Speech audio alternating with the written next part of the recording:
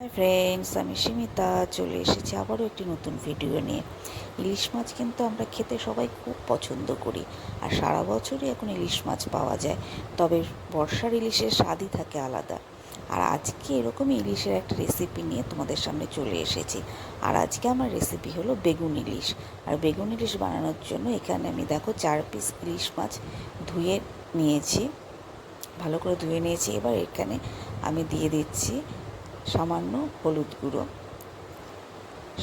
গুঁড়ো দিয়ে দিলাম। এবার দিচ্ছি সামান্য লবণ দিয়ে দিলাম। এবার এটাকে ভালো করে আমি মেখে নেব। মাছটাকে হলুদ আর লবণ দিয়ে ভালো করে মেখে আমি এটাকে ম্যারিনেট করে রাখবো।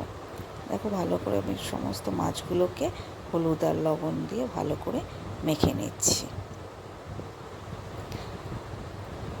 দেখো, আমার মাছগুলো কিন্তু ভালো করে মাখা হয়ে গেছে। এবার এটাকে রেখে দেবো 10-15 মিনিটের জন্য। আর এদিকে দেখো, আমি বেগুনগুলোকে ছোট ছোট করে এরকম করে কেটে ধুয়ে নিয়েছি। চলো তাহলে রান্নাটা শুরু করা যাক। কড়া বসিয়ে দিয়েছি।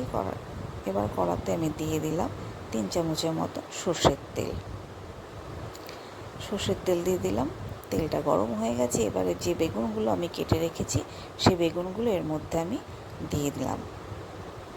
এবার এর মধ্যে দিয়ে দিচ্ছি সামান্য হলুদ গুঁড়ো আর দেব সামান্য লবণ দিয়ে এবার এটাকে আমি ভালো করে বেগুনগুলোকে ভেজে নেব। এদিকে আমার বেগুনগুলো ভাজা হতে থাকুক। আর এখানে একটি বাটির মধ্যে আমি নিয়ে নিলাম 1 চামচ হলুদ গুঁড়ো আর দিয়ে দিলাম 1 চামচ কাশ্মীরি লঙ্কার গুঁড়ো আর দিচ্ছি সামান্য জল দিয়ে এবার এটাকে আমি একটা পেস্ট বানিয়ে নেব। দেখতে পাচ্ছ, দেখো খুব সুন্দর কিন্তু পেস্টটা আমার তৈরি হয়ে গেছে। আর এদিকে দেখো, বেগুনগুলো কিন্তু খুব সুন্দর ভাজা হয়ে গেছে। দেখতেই পাচ্ছ খুব সুন্দর ভাজা হয়ে গেছে। এবারে বেগুনগুলোকে আমি তুলে নেব। বেগুনগুলোকে আমি এখন একটা পাত্রে তুলে নিচ্ছি। বেগুনগুলো তুলে নিলাম। এবার ওই তেলে আমি দিয়ে দিচ্ছি একটা কাঁচা লঙ্কা দিয়ে দিলাম আর দিয়ে দিচ্ছি এখানে 1/2 চামচের মতো কালো জিরে। এবার এটাকে ভালো করে ভেজে নেব। কালো জিরেতে একটা সুন্দর গন্ধ বেরোনো অবধি এটাকে ভেজে নেব। তাই কালো জিরেতে সুন্দর গন্ধ বেরিয়ে গেছে। এবার এর মধ্যে আমি দিয়ে দিচ্ছি যে মশলাটা গুলিয়ে রেখেছিলাম, সেই মশলাটা আমি এর মধ্যে দিয়ে দিলাম। দিয়ে এবার এটাকে আমি ভালো করে কষিয়ে নেব। দেখতেই পাচ্ছ মশলাটা কিন্তু মোটামুটি কষানো হয়ে গেছে। এবার এর মধ্যে আমি দিয়ে দিচ্ছি স্বাদ মতন লবণ দিয়ে দিলাম।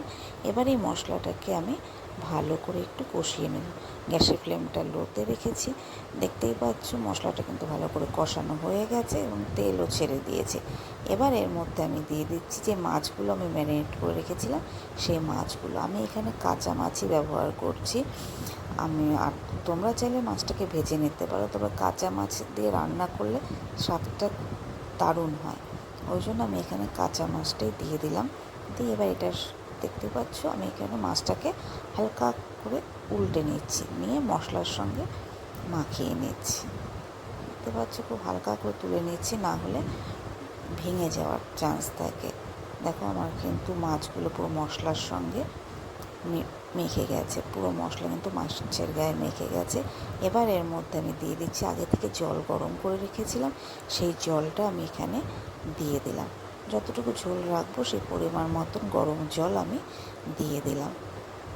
এবার ভালো করে আমি জলের সঙ্গে মাছটাকে মিশিয়ে নিচ্ছি, মশলাগুলো ভালো করে মিশিয়ে নিচ্ছি।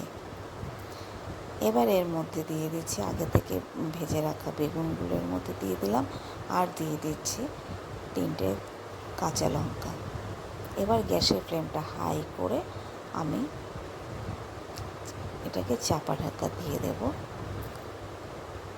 চাপা ঢাকা দিয়ে দিলাম। এবার 5 থেকে 7 মিনিট আমি এটাকে ফুটিয়ে নেব।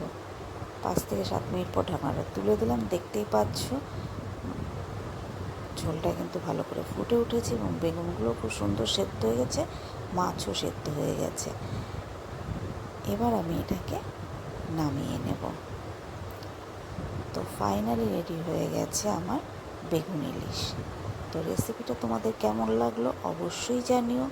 আর রেসিপিটা যদি ভালো লেগে থাকে তাহলে একটা লাইক করে আমার পাশে থেকো। আর আমার চ্যানেলে যদি নতুন হয়ে থাকে তাহলে অবশ্যই চ্যানেলটা সাবস্ক্রাইব করে দিও। আর তোমাদের বলবো এভাবে একবার রান্না করে দেখো, ভীষণই ভালো লাগে খেতে। আর কাঁচা মাছের দিয়ে রান্না করলে টেস্টটাই হয় আলাদা। চলো তাহলে আজকে এ পর্যন্তই। আবারও আসবো অন্য কোনো দিন অন্য কোনো রেসিপি নিয়ে। সবাই খুব ভালো থেকো, সুস্থ থেকো, আর আমার পাশে থেকো। চলো তাহলে আজকের মতো টাটা।